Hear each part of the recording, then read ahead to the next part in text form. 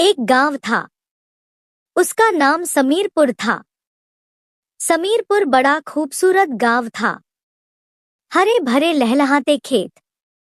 गांव में एक सुंदर सा झरना, जहां गर्मियों के मौसम में सभी बच्चे, युवा और बूढ़े लोग अक्सर नहाने जाया करते थे। उस गांव में सभी लोग हंसी खुशी रहते थे। गांव में एक सुंदर सा पार्क भी था, जहां पर बच्चे खेला करते थे। उस गांव के 4 लड़के, जिनका नाम राजू, गोपी, रोहन और राकेश था, की आयु लगभग 20 से 22 वर्ष के बीच थी। वे आपस में बहुत अच्छे दोस्त थे। दिसंबर का महीना था, इसलिए उन सब का कॉलेज में शीतकालीन अवकाश चल रहा था। चारों दोस्त अवकाश के दौरान घर पर ही रहते थे। एक दिन चारों दोस्त गांव के ही एक पार्क में बैठे हुए बातचीत कर रहे थे। बातचीत करते करते राजू बोलता है, अरे दोस्तों, क्यों ना एक दिन रात्रि में जंगल कैंपिंग के लिए जाएं। इस पर गोपी कहता है, अरे पर जंगल में रात को कैंपिंग करना इतना आसान नहीं होता है, बहुत कठिनाइयां होती हैं। रोहन बोलता है, हाँ भाई, वहां पर जंगली जानवरों का भी खतरा रहेगा। चौथा दोस्त राकेश चुप रहता है। तीनों दोस्त राकेश से कहते हैं, अरे तुम चुप क्यों हो, कुछ बोलते क्यों नहीं भाई। इस पर राकेश कहता है कि दोस्तों, मेरी इच्छा भी यही है कि एक दिन जंगल कैंपिंग पर जाएं और कैंपिंग के मजे लें। हमारे कॉलेज में भी अवकाश चल रहा है। इस पर गोपी कहता है, अरे पर वहां पर जाने के लिए क्या क्या तैयारियां करनी पड़ती हैं, हमें तो कुछ पता भी नहीं है। इस पर राजू कहता है, मैंने कैंपिंग की एक सच्ची कहानी सुनी है। उसमें भी 4 दोस्त एक रात्रि को सर्दी के मौसम में रात्रि जंगल कैंपिंग को जाते हैं और जंगल कैंपिंग का मजा लेते हैं। राजू आगे कहता है, मुझे पता है कि क्या क्या तैयारियां करनी पड़ती हैं। इस पर राकेश कहता है कि कहीं किसी जंगली जानवर से हमारा सामना हो गया तो फिर बड़ी मुश्किल हो जाएगी। इस पर राजू कहता है कि अरे हमारे बीच निडर दोस्त गोपी है, वह तो किसी भी जंगली जानवर से अकेले ही निपट लेगा। इस पर सब दोस्त जोर जोर से हंसने लगते हैं। असल में गोपी थोड़ा डरपोक किस्म का लड़का था। आखिर में सब इस पर राजी हो जाते हैं कि वे जरूर रात्रि कैंपिंग के लिए जंगल में जाएंगे। अब धीरे धीरे अंधेरा भी होने लगता है। वे दूसरे दिन उसी पार्क में मिलने का वायदा करके अपने अपने घरों को चले जाते हैं। दूसरे दिन वे चारों दोस्त उसी पार्क में फिर मिलते हैं और जंगल की प्लानिंग करते हैं। राजू कहता है कि मित्रों, कैंपिंग के लिए हमें एक मोटे तिरपाल की आवश्यकता होगी, साथ ही 8 से 10 मोटी सीधी लकड़ियों की आवश्यकता होगी तिरपाल का टेंट बनाने के लिए। अब चारों दोस्त जंगल जाने के लिए एक एक चीजों की व्यवस्था करने लगते हैं, जिनकी आवश्यकता उनको जंगल कैंपिंग में पड़ेगी। गोपी 4 मोटी मजबूत सीधी लकड़ियां तैयार कर लेता है ताकि वे उससे अपनी रक्षा कर सकें। रोहन टेंट बनाने के लिए 8 से 10 मोटी लकड़ियों की व्यवस्था करता है। वे सब आपस में बहुत खुश होते हैं तथा चारों मिलकर काम में व्यस्त हो जाते हैं। राजू कहता है, अरे भाई, जंगल मने अंधेरा रहेगा, इसलिए वो राकेश से कहता है कि दुकान से 30-40 मोमबत्ती लेके आ जाए। राकेश दुकान से मोमबत्ती लेके आ जाता है। राजू को ही कैंपिंग करने का तरीका पता होता है, इसलिए वह ही तीनों दोस्तों को बताता है कि कैंपिंग के लिए क्या क्या ले जाना पड़ेगा। सभी दोस्त खाने बनाने के लिए अपने अपने घरों से जरूरी बर्तन रख लेते हैं। राजू कहता है, अरे भाई सर्दियों का मौसम है इसलिए गर्म कपड़े रखना मत भूलना। जंगल में बहुत ही ज्यादा ठंडा लगता है। वे सब अपने अपने कंबल व सोने के लिए गद्दा रख लेते हैं। राजू गोपी से कहता है कि वो अपने घर से एक बड़ी टार्च भी रख ले। जब उन्होंने जंगल कैंपिंग के लिए सारा सामान जमा कर लिया तो उसके बाद राजू सभी दोस्तों से कहता है कि देखो, हमें जंगल में बहादुरी से नहीं बल्कि दिमाग से काम लेना है। जिस पर सभी दोस्त कहते हैं, ठीक है राजू। वह आगे कहता है कि हमें जंगल में उजाले में ही पहुंचना होगा ताकि अंधेरा होने से पहले पहले हम टेंट को लगा लें। वह आगे अपने दोस्तों से कहता है कि यदि किसी जंगली जानवर से हमारा सामना हो जाता है तो हम आग जलाकर रखेंगे। यानी कि आग से सभी जंगली जानवर डरते हैं। तीनों दोस्त खुश होते हैं ये सोचकर कि राजू को जंगल कैंपिंग करने का पूरा तरीका पता है। जंगल कैंपिंग के लिए वे सारी तैयारियां कर लेते हैं। राजू कहता है कि वे कल सुबह अपने अपने घर वालों को बताकर जंगल कैंपिंग के लिए चल पड़ेंगे। सभी दोस्त कहते हैं, ठीक है। सभी दोस्त खुशी खुशी अपने अपने घरों को लौट जाते हैं। अगली सुबह होती है। सभी दोस्त पार्क में एकत्रित हो जाते हैं। अब चारों दोस्तों के पास काफी सामान हो जाता है, इसलिए सभी अपने बैगों को कंधे पे लटकाते हैं तथा कुछ अन्य सामान, लकड़ियां इत्यादि हाथों में लेकर चलते हैं। अब वे वहां से जंगल की ओर चलने लगते हैं। सबसे पहले राजू तथा बीच में गोपी चलता है। चलते चलते उनको काफी समय हो जाता है, इसलिए वे थोड़ा आराम करने की सोचते हैं तथा सामान नीचे उतारकर बैठ जाते हैं। उन्होंने घर से जो चने गुड़ लिया था सभी मिलकर खाते हैं। वह पानी पीकर वे पुनः आगे की ओर बढ़ते हैं। जंगल पहुंचने पर वे सबसे पहले कैंपिंग के लिए जगह ढूंढते हैं। एक जगह पर आकर राजू कहता है, रुको, हम यहीं पर कैंपिंग करेंगे। यह जगह बिल्कुल सही है। पास में काफी बड़ी मजबूत चट्टान भी है। राजू ने कहा कि हम इस मजबूत चट्टान के सामने ही अपना टेंट लगाएंगे। उसने कहा कि यह चट्टान हमारी रक्षा बारिश होने पर करेगी। चारों दोस्त अपना सामान एक एक करके नीचे रखने लगते हैं। अब वे चारों टेंट बनाने में लग जाते हैं, जिसके लिए वे साथ में लाई गई मोटी लकड़ियों को चारों कोने पर जमीन में गाड़ देते हैं तथा तिरपाल को रस्सी के सहारे बांधकर मजबूत टेंट बना लेते हैं। टेंट बनाने में वे थकान महसूस करते हैं, इसलिए वे थोड़ा आराम करते हैं। अब वे फिर से टेंट बनाने में लग जाते हैं।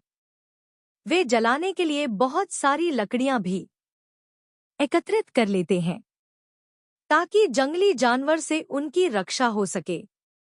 अंधेरा भी होने लगा था। राजू गोपी से कहता है, गोपी, तुम 2-4 मोमबत्ती जला लो, अंधेरा होने वाला है। गोपी 2-4 मोमबत्ती जला देता है, जिससे टेंट के अंदर काफी उजाला हो जाता है। अब वे अपना बिस्तर निकालकर उसको जमीन पर रखकर सोने के लिए तैयार कर लेते हैं। अब काफी अंधेरा हो चुका था। सर्दियों में वैसे भी रात जल्दी पड़ने लग जाती है, लेकिन वे चारों तो जंगल में थे, इसलिए जंगल में काफी घनाघोर अंधेरा लग रहा था। जैसे जैसे अंधेरा और गहरा होता जा रहा था, उन तीनों को महसूस हुआ कि गोपी काफी डर रहा है। इसलिए उन्होंने गोपी की परीक्षा लेने के लिए कहा, अरे गोपी, थोड़ा सामने पानी का छोटा झरना बह रहा है, थोड़ा उससे पानी लेते आना। तब तक हम तीनों कुछ काम करते हैं। गोपी कहता है, अरे घर से हमने बहुत पानी ला रखा है, वह हमारे लिए काफी है। तीनों दोस्त समझ जाते हैं, इसलिए वो कहते हैं कि चलो ठीक है दोस्त, इतना पानी हमारे लिए काफी है। अब वे रात का भोजन बनाने की तैयारी करने में लग जाते हैं। हालांकि गोपी के साथ साथ उन तीनों को भी जंगल में काफी अजीब लग रहा होता है। वे टेंट के बाहर 2 चूल्हे बना लेते हैं। गोपी व राकेश सब्जी काटने में लग जाते हैं। रोहन चूल्हा जलाने में लग जाता है। राजू टेंट के आसपास नजर रखता है। उन्होंने अपना टेंट इस तरह से लगाया होता है कि जिससे टेंट का एक हिस्सा लगभग चट्टान के अंदर हो जाता है तथा बायां व दायां हिस्सा तिरपाल से बंद हो जाता है तथा सामने टेंट का दरवाजा रहता है। चारों दोस्त जंगल के चारों तरफ नजर दौड़ाते हैं तो उन्हें अंधेरा ही अंधेरा नजर आता है। केवल चिड़ियाओं की चहचहाने की आवाजें सुनाई देती हैं। अब गोपी व राकेश ने सब्जी काटने का काम पूरा कर लिया है। रोहन आटा गूंथने में लग जाता है। राजू अभी भी टेंट के चारों ओर का मुआयना करता रहता है। राकेश सब्जी बनाने के काम में लग जाता है तथा दूसरे चूल्हे में रोहन रोटी बनाने में लग जाता है, जिसमें उसका साथ गोपी देता है। रोटी व सब्जी बनाने के बाद वे थोड़ी देर आराम करते हैं। अब वे चारों टेंट के अंदर चले जाते हैं तथा बिस्तर में बैठ जाते हैं। जंगल में केवल अंधेरा ही अंधेरा नजर आता है। टेंट के अंदर केवल उन चारों की ही आवाजें सुनाई देती हैं, जिसमें चारों दोस्त आपस में धीमी आवाज में बातें करते हैं। बाहर चूल्हे में आग जलती रहती है तथा थोड़ी देर बाद रोहन बाहर आकर चूल्हे में थोड़ा और बड़ी लकड़ियां डाल देता है। कुछ समय बाद एक हल्की सी आहट सुनाई देती है, जिससे गोपी थोड़ा सकपका जाता है। वे चारों एक दूसरे का चेहरा देखने लग जाते हैं। अब वो आहट थोड़ा जोर से होने लगती है। राजू तुरंत से टार्च निकालकर रोहन को बोलता है कि तुम जरा मेरे साथ बाहर चलो। बाहर आकर राजू जिधर से आवाज आती है उधर टार्च जलाकर देखता है, लेकिन दोनाने को कुछ दिखाई नहीं देता है। फिर वह चारों तरफ टार्च जलाकर देखता है, लेकिन उन्हें कुछ भी दिखाई नहीं देता है। इसलिए वे दोनों टेंट के अंदर आ जाते हैं। गोपी पूछता है कि बाहर क्या है। रोहन और राजू कहते हैं कि बाहर हमें कुछ नजर नहीं आया। वे फिर बातों में लग जाते हैं। थोड़ी देर बाद उन्हें टप टप की आवाज सुनाई देती है, जो कि धीरे धीरे जोर जोर से होने लगती है। चारों बाहर आकर देखते हैं तो बारिश शुरू हो चुकी थी, जो उनके तिरपाल पर पड़कर टप टप की आवाज कर रही थी। उन्होंने तुरंत से अपना बाहर का सामान अंदर रख लिया तथा लकड़ियों को तिरपाल के अंदर रख दिया ताकि वे भीगने न पाएं। बारिश तेज हो चुकी थी। अब उनके पास चूल्हे की गर्माहट भी नहीं थी, इसलिए अब उन्हें ठंड का आभास हो रहा था, वो भी बहुत तेज ठंड। फिर उन्होंने अपने अपने कंबल ओढ़ लिए तथा खाना खाने की सोची। फिर वे कंबल के अंदर ही खाना खाने लगे। बाहर तेज बारिश हो रही थी। सहसा गोपी को ध्यान आया कि लकड़ियां तो गीली हो गई। यदि कोई जंगली जानवर आ गया तो हम क्या करेंगे? उसने तीनों दोस्तों को ये बात बताई। इससे राजू भी परेशान हो गया। रोहन व राकेश भी राजू से कहने लगे, अब हम क्या करेंगे? जंगली जानवर से हमारा सामना न हो। किसी तरह उन सबने अपना खाना खत्म किया। अब रात के ठीक 10 बज चुके थे, लेकिन उनमें से किसी को भी नींद नहीं आ रही थी। शायद उनके मन में डर बैठ गया था। राजू व रोहन किसी तरह गोपी व राकेश का साहस बढ़ा रहे थे। वे चारों खामोशी से लेटे हुए थे। सहसा टेंट के बाहर एक तेज गिरने की आवाज होती है। सहसा वे चारों उठकर बैठ जाते हैं तथा एक दूसरे को देखने लग जाते हैं। राजू कहता है, सब विवेक से काम लो, घबराओ मत, इससे हम और डर जाएंगे। वे चारों बाहर निकलते हैं। उनके हाथ में केवल एक टार्च है जो रोहन ने पकड़ रखी है तथा वही टार्च को इधर उधर दौड़ाता रहता है। टेंट के अंदर 2-4 मोमबत्ती अवश्य जलती रहती हैं। फिर से वही आवाज होती है, लेकिन इस बार बड़े जोर से। रोहन टार्च घुमाता है पर कहीं कुछ दिखाई नहीं देता है। गोपी और राकेश बहुत ज्यादा डर जाते हैं। बारिश थोड़ी हल्की हो गई है पर वे आग नहीं जला सकते हैं क्योंकि बारिश से आग बुझ जाएगी। राजू तीनों दोस्तों से कहता है, दुआ करो कि किसी तरह बारिश रुके और हम आग जलाएं, जिससे हमें सहारा मिलेगा। पहले ही ठंड से वे कांप रहे थे। इस पर आवाज होने से वे पूरी तरह कांप जाते हैं। उनको टॉर्च की रोशनी में अचानक ही झाड़ियां हिलती हुई नजर आती हैं। वे उधर टॉर्च की रोशनी करते हैं। वहां पर झाड़ियों का हिलना और तेज हो जाता है, पर चारों को दिखाई कुछ नहीं देता है। कुछ देर बाद दूर तक उन्हें झाड़ियों का हिलना दिखाई देता है, जिससे राजू समझ जाता है कि वह कोई जंगली जानवर है। शायद टॉर्च की रोशनी देखकर भाग गया है। वह उन तीनों से कहता है, चलो टेंट के अंदर। वो कोई जंगली जानवर था जो लगता है टॉर्च की रोशनी देखकर भाग गया है। किसी तरह उन्हें थोड़ा शांति महसूस होती है। अब रात के करीब 12 बज चुके हैं। वे टेंट के अंदर अपने अपने कंबल में बैठे हुए हैं, लेकिन उनमें से किसी को भी नींद नहीं आ रही थी। वे सोच रहे थे कि किसी तरह सवेरा हो और वे यहाँ से निकलकर अपने घरों को चले जाएं। कुछ समय बाद ही उनको लगा जैसे कि बाहर से उन्हें कोई आवाज दे रहा है। चारों को ही यह आवाज सुनाई देती है। वे एक दूसरे को देखने लग जाते हैं। वह चारों किसी तरह डर के साए में बाहर निकलते हैं। टॉर्च दौड़ाकर देखते हैं, लेकिन उन्हें कहीं भी कुछ दिखाई नहीं देता है। वे फिर से टेंट के अंदर चले जाते हैं।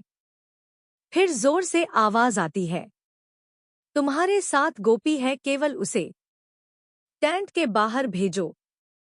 इतना सुनते ही गोपी डर जाता है और वे तीनों भी घबरा जाते हैं। फिर आवाज आती है कि गोपी को बाहर भेजो, नहीं तो मैं तुम चारों को मार डालूंगा। अब वे चारों पूरी तरह से घबरा जाते हैं। गोपी तीनों दोस्तों से लिपट जाता है। वह काफी डर जाता है। वे चारों फिर से बाहर आते हैं। उन्हें अपने सामने एक विशाल आदमी दिखाई देता है, जिसका आधा सर नहीं होता है। वे चारों भयंकर तरीके से डर जाते हैं। इतने में राजू जल्दी से टेंट के अंदर जाता है और अपने बैग से हनुमान चालीस निकालकर अपने साथ बाहर लाता है। वह हनुमान चालीसा को उस आधे सर वाले व्यक्ति को दिखाता है, जिससे वह वहीं पे भस्म हो जाता है। अब चारों की जान में जान आ जाती है। सभी दोस्त राजू के लिए तालियां बजाते हैं। इधर बारिश भी पूरी तरह रुक जाती है। अब रात के 1 बज चुके हैं। वे फिर से चूल्हे में बहुत सारी लकड़ियां डालकर आग जला लेते हैं तथा शांति से अंदर चलकर आराम से सो जाते हैं। अब उन चारों में से किसी को भी डर नहीं लगता है। जंगली जानवर अब उनके पास नहीं आ सकेगा, क्योंकि उन्होंने अब टेंट के बाहर आग जलाकर रखी हुई है तथा बुरी आत्मा से रक्षा के लिए उनके पास हनुमान चालीसा है। जय जय श्री हनुमते नमः, श्री राम दूताया नमः। सुबह होते ही वह अपना सामान समेटते हुए खुशी खुशी अपने घरों की ओर लौट जाते हैं तथा रक्षा करने के लिए बजरंग बली जी का धन्यवाद करते हैं।